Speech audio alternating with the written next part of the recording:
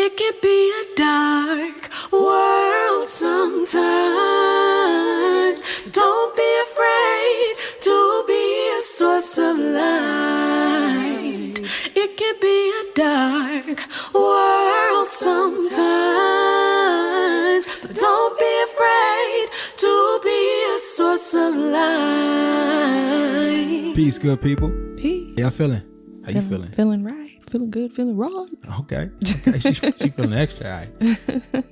Thank you for tuning to another episode of Soul Affirmations with Felicia and Karega. With Karega and Felicia. And Kamali. Kamali. She's definitely here this episode. Yep. And you, the listeners, on the Black Love Podcast Network. Yes. I just love Kamali. She tricked me. Okay. I just want you all to know that I worked so hard to get her down for a nap. And I thought she was going to nap for an hour and 30 minutes. She gave us 33. Okay. So you thought you had an hour and 30 minutes. She gave you 33. Huh? Yeah. So she's here. She's present. Well, that goes perfect with today's whole conversation. Because it does. I tell you what, I'm really trying to get Kamali to understand what it means to be a member of this family and a team player. But she give me she's kind of like, listen, I'm running the place. Bruh. And I'm thinking like, you ain't even really kind of like, you a rookie. Yeah, you don't even know how we really be doing it. You a rookie. You just got here. And here you come. Calling all the plays. Right. Looking at me with the raised eyebrows right now.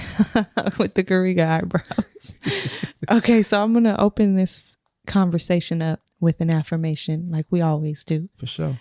If you turn to page 12, you will find an affirmation that reads, I am one with Mother Earth, and in this land, love is the greatest passport. Ooh, okay. Now, our travels didn't require a passport per se. But it required a whole lot of love. And we had love together in the travel. And Kamali got a lot of love on the first flight, right? They complimented her. Yeah. They said she was a great passenger. They did. And then they got a glimpse when she pulled that blanket back and they saw her face because I had her covered up. First things first, it is post-pan pre-demic. Okay? Post-pan pre-demic. Because I don't know which one we in.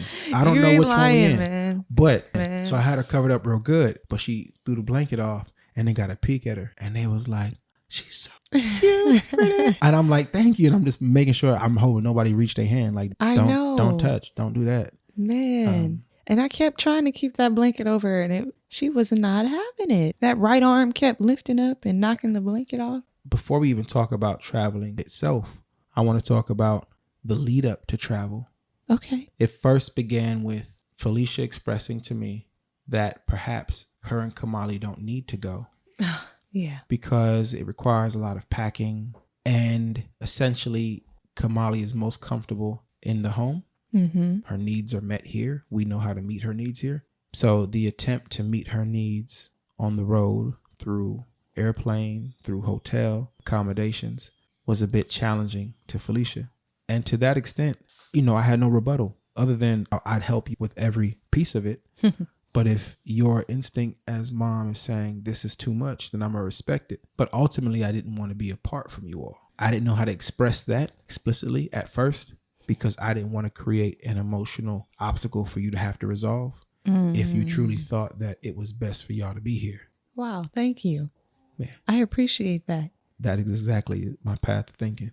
I appreciate that. But yes, Karega is right. We're still kind of creating a schedule for her here, and anytime we're not in our home environment, it is a bit different. New things arise. Yeah. Just even to Sacramento, like her sleeping is different, I just knew like, okay, traveling a further distance, it's going to be different.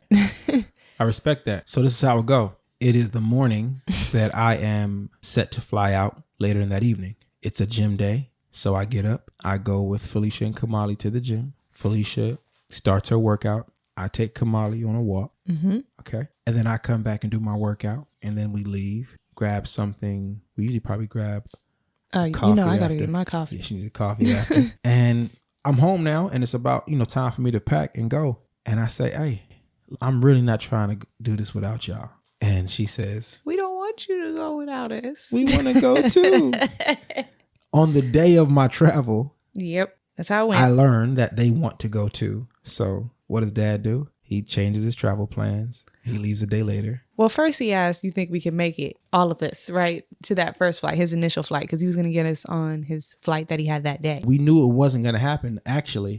Here's what happened. We moved the flight to the next day. And even that was too early, so we had to move it. But we to didn't the last find that flight. out until 11 o'clock at night. And you were like, all right, look, we're going to push it back even further. What we saw was a travel plan change, and another travel plan change just to get out the door. Yeah. Just to get out the door as a family. Now, and if you've been following our story, you know that the last 2 dates Karega and I had, we were about an hour late. One of them was here at our home in the backyard. So you can only imagine like trying to put things